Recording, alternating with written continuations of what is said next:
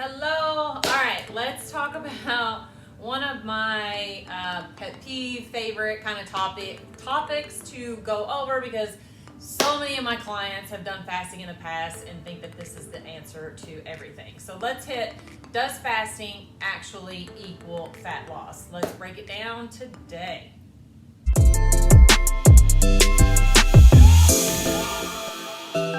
What's up, guys? All right, my name is Cynthia Williams. I am the creator of Change Your Habits, Change Your Life program.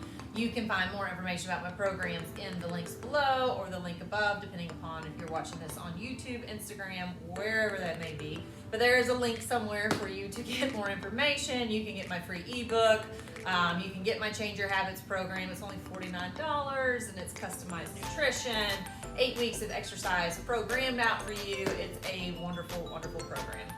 So let's get into this. Does fasting equal fat loss? And the answer is yes and no, and I will explain that. In general, does fasting, is it some kind of magic thing that happens to the body when you don't eat and you automatically lose weight? No.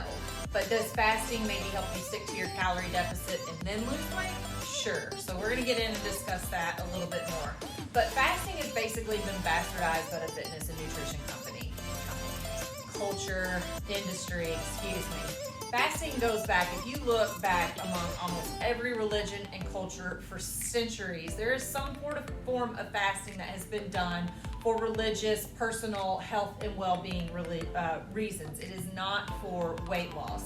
It is to improve health or just whatever it may be that the culture is doing it for, but it goes back for centuries. And it has basically been brought into the fitness and nutrition industry like anything else. They grab a hold of a little piece of it, they tumble it around, mix it up, bastardize it, spit it out, and turn it into all these programs and promise you all these wonderful things are going to happen if you fast.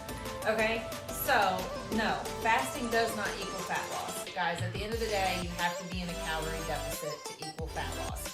So what I was saying at the beginning of this video is, can it equal fat loss if you're in a calorie deficit? Sure. If this is one of the tools that you use that helps you stick and be adherent to the plan that you're on trying to drop weight, absolutely. But is fasting the magic tool that is causing the weight loss? No, it's your calorie deficit at the end of the day. Just like calorie cycling, carb cycling, those are other tools like fasting that you can use to help you be in your calorie deficit, whatever works for you. So there's some cons and there's some pros to fasting. From my experience and the typical client I work with, fasting typically doesn't work because we have a poor relationship with food. Fasting actually can exacerbate the restrict binge relationship that so many people have with food.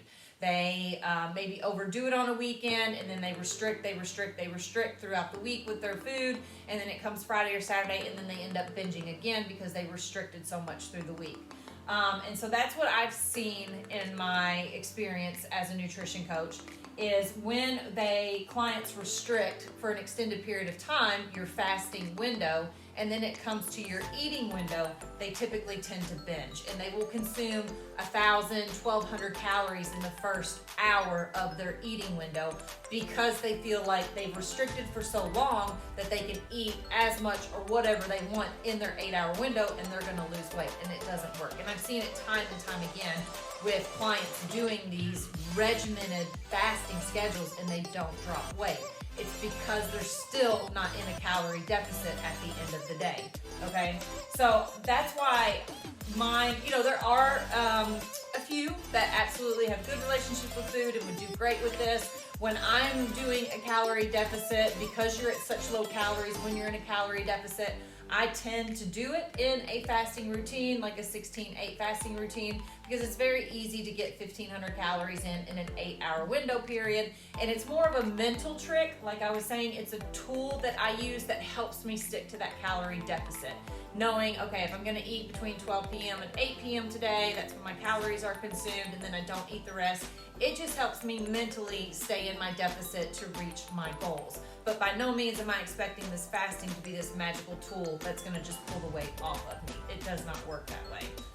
So there's good and bad to that as well. But I would say 8 out of 10 clients I work with have this poor relationship with food, and then typically do not recommend the fasting because it just elicits this restrict binge mentality, and we're trying to break that. We're trying to teach people how to eat in proportion throughout the day, enjoy some whole foods with a little bit of fun foods mixed in, not feeling like you're having to restrict, and then when you get, a bite of that brownie, you can't stop at one. You have to have 6, 10 of those brownies because you have restricted yourself so much. So so I just don't like it for that, just simple as can be. Okay, and then again, the other part of it, like I've said from the beginning, it's calories in versus calories out. Okay, fasting is not magic. It is just a tool that you can put in your tool belt to help you get to your calorie deficit. Okay, now there are some pros to doing the fasting, but just like anything else, guys, your body will adapt. So if you do a 16-8 fast every day and you've been doing it for 6 months, your body has adapted to that schedule, and the health benefits have decreased from what they were initially when you started fasting because you have adapted to this schedule, okay? But if you pepper in fasting, like I said, I use it when I do my calorie deficit, which is, every so often. I don't stay in a calorie deficit for an extended period of time. Then I'm gonna reap some of these health benefits from peppering in the fasting schedule. So some of the benefits are you give your gut a break, okay? You let your gut just rest. It's not constantly breaking down, processing, and distributing the food that you're eating to your body. You let it have a rest break. Just like you have a recovery day from working out, you gotta give your gut a break every once in a while. You gotta let it rest, okay? When you let the gut rest, your body can do its housekeeping or its second job, okay? Your body's primary job when we're eating is breaking down that food, processing that food, distributing it to where it needs to go. The proteins go here, the carbs go here, etc. When we're not doing that and we allow the body to rest, it can do its other jobs, which is housekeeping, which is getting rid of cells that are broken or damaged that the body doesn't need. Things like that to help improve your health, where some of those health benefits come in, okay?